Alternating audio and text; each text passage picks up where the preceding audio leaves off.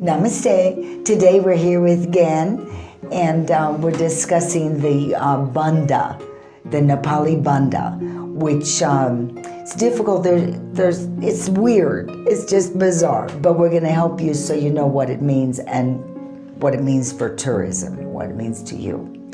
So I say I love Nepal 8 days a week, Sunday through Monday. So that's how I look at buns. But it can really be a problem if you plan on trekking and you're going to leave on the bus, the tourist bus or whatever they call Banda. You're not going anywhere. One time when I lived in Changanarayan here in the Kathmandu Valley near Bhaktapur, there was a big Banda or strike, and we had guests that had to catch their flight back home. The taxi driver insisted that I'd have to ride along with him to keep him safe on the way back. Nepali never want to involve tourists in the Banda. Get a SIM card at the airport or as soon as possible, and be sure to collect phone numbers and keep your mobile phone handy. Just accept that things are going to get shifted around a bit, so check and then double check. People will be late, etc. So be prepared so you don't get too frustrated. Be sure to stay the last night or two in Kathmandu. If there's a Banda, you can call for a free ride to the airport provided by the government.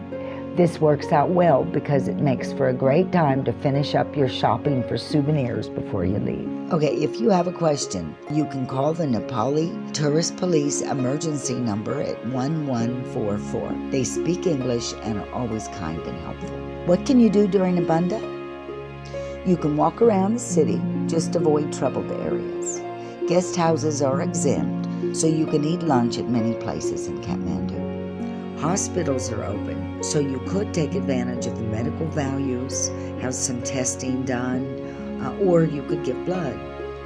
Actually, Tamil is always open, even during the Banda. Be aware of your surroundings and avoid crowds. The police will come and try to break up the crowd, and that often involves the use of a nightstick on one's backside. What the Banda is generally the day before.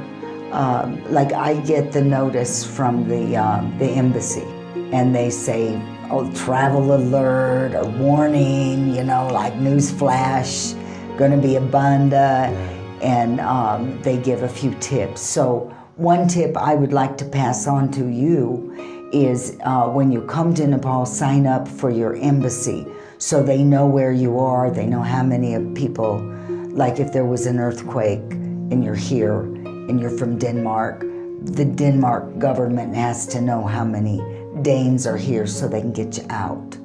So that's one good reason to do it. But also they'll tell you things like there's going to be a Bund. So that means no taxis and no local bus. Everything gets rescheduled, and they never, ever want to disturb anybody from another country. Very kind to everybody. Now might be a good time to ask you to be sure to hit the like button and subscribe if you're planning a trip to Nepal. We really appreciate it. So the next tip I would say is don't go near the embassies, because that can be a problem. They could be protesting something about different things, and don't go near the government center area. So what do you call that area? I don't know. The parliament in the building that is at New Baneswar. In New Baneswar. Yeah. Other than that, just plan on taking the day, just a chill day, right? Yeah. Sometimes you just need a chill day anyway when you're traveling. So that's it. And it doesn't happen as much as it used to. Man, it used to happen all the time, it seemed like. Every time you plan something, boom, Banda. But anyway, it's not really a problem, and you will be safe. Just stay away from the main things. If you see a demonstration, of course, don't step in or anything. Speaking of the Banda,